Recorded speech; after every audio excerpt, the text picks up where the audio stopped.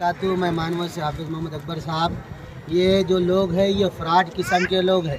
ये अपना नाम मुस्लिम बता रहे हैं लेकिन असल में इसका नाम है प्रदीप कुमार। ये उसका आईडी प्रूफ जो हमारे पास हमको मिला। अभी हमने यहाँ पे बांगड़ प्लाट मानवत के अंदर इसको पकड़े हैं। लिहाजा तमाम हजरात से गुजारिश है कि इनको चंदा ना दे।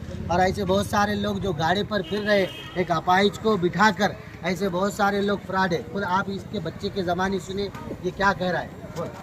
मेरा नाम प्रदीप कुमार है। मैं इनके साथ घूमने आया था। जोर से बोल। मेरा नाम प्रदीप कुमार है। मैं इनके साथ घूमने आया था। हमें 200 रुपये देते। 200 रुपये रोज के देते। हम आइंदा इसके बाद ही नहीं आएंगे। आइंदा इसके बाद में नहीं आएंगे और ऐसा काम भी नहीं करेंगे। हाँ, मैं अपना नाम चांद बता रहा। मैं अपना नाम चांद और वो ड्रेस चेंज कर। मेरा नाम प्रदीप कुमार है। प्रदीप कुमार। इनका नाम बता सही क्या है। मेरा नाम लक्ष्मण वाकोले, मैं जय भीम वाला है। लक्ष्मण वाकोले, ये जय भीम वाले।